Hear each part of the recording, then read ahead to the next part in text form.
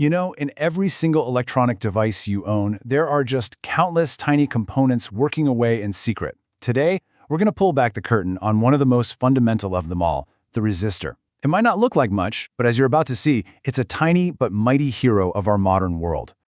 So when you first hear that word resistance, it kind of sounds like a bad thing, doesn't it? It makes you think of a struggle, of wasted energy. I mean, if electricity has to fight to get through something, isn't that just inefficient? Is resistance actually useless? Well, it turns out that very struggle isn't just helpful, it's absolutely essential. That so-called wasted energy is precisely what makes so much of our technology even possible.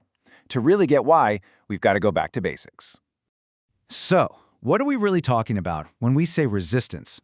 It all comes down to the very simple physics of how electricity moves. Okay, picture a copper wire. Think of it like a giant, sprawling jungle gym made of metal atoms. Electricity is simply the flow of tiny particles, electrons, swarming through that jungle gym. And how easily they can move through it is what gives a material its electrical properties. And this basically splits materials into two big camps. On one side, you've got conductors, like copper, which let those electrons flow super easily. They have very low resistance. On the other side, you have insulators, like the plastic around the wire. They stop the flow completely. They have super high resistance. When you boil it all down, it's this simple. Conductors have a ton of free electrons, just ready and waiting to move, so resistance is low. Insulators, well, they keep their electrons on a tight leash, so resistance is crazy high. This one single property, resistance, is what makes all the difference. And there's this really elegant, incredibly simple rule that ties this all together. It's called Ohm's law. It just says that the voltage, you can think of that as the electrical pressure, is equal to the current, which is the flow, multiplied by the resistance. This little equation is the absolute key to controlling electricity in any circuit. All right, so we've got the science down. Now for the really cool part. How do we turn this electrical struggle into something incredibly useful? Let's see how resistance gets put to work. And you can see it in action all around you. That struggle we were talking about? In an old-school light bulb, the resistance makes a tiny wire get so hot that it glows, creating light. In your toaster, that same principle is what makes the heating elements glow red and toast your bread. Even something as simple as turning a volume knob is really just you changing the resistance to control how much current gets to the speakers. See, resistance isn't a bug, it's a feature. But, for our complicated modern gadgets, a big old toaster coil just won't cut it. We need very specific, very precise, very controlled amounts of resistance. And that is the very specific job of a little component called the resistor. Seriously, if you were to crack open pretty much any electronic device, and please don't actually do that, you'd find dozens, maybe even hundreds of these little guys.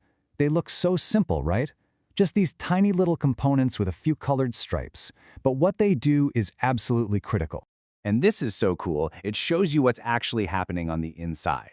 If you could look inside one, you'd often find a tiny ceramic rod with a wire carefully wrapped around it. The exact length and thickness of that wire are engineered to create a very specific obstacle for the electricity, a precise amount of resistance. So, how on earth does an engineer know which of these tiny things to pick for a circuit? They can't just guess. Well, those little colored stripes, they're not for decoration. They're a secret code that tells you everything. And right now, we're going to crack it together.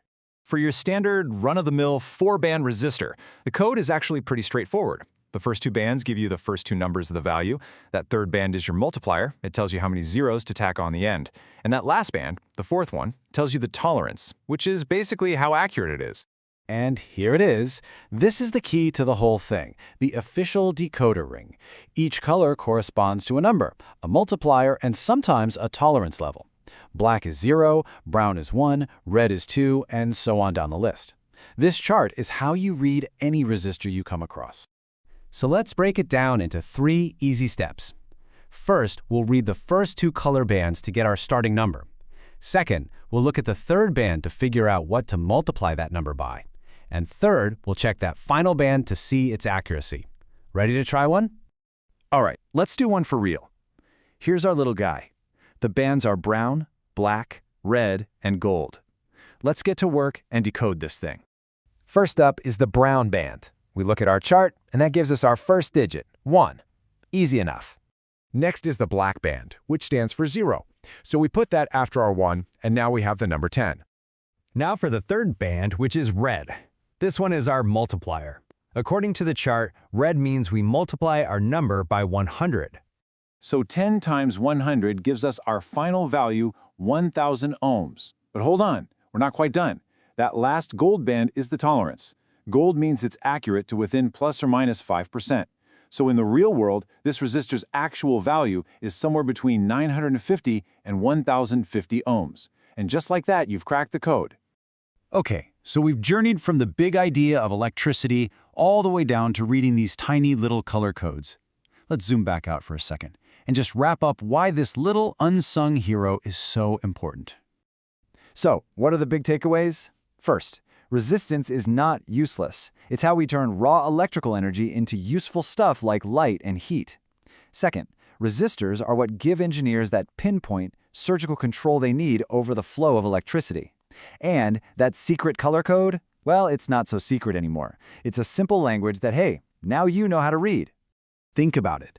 The device you're using to watch this, the lights in your room, the phone in your pocket, they're all absolutely packed with these components, all silently and perfectly doing their job. They're like the traffic cops of the electronic world. Without them, it would just be chaos. So I'll leave you with this thought. How many of these tiny unsung heroes are working for you right this second?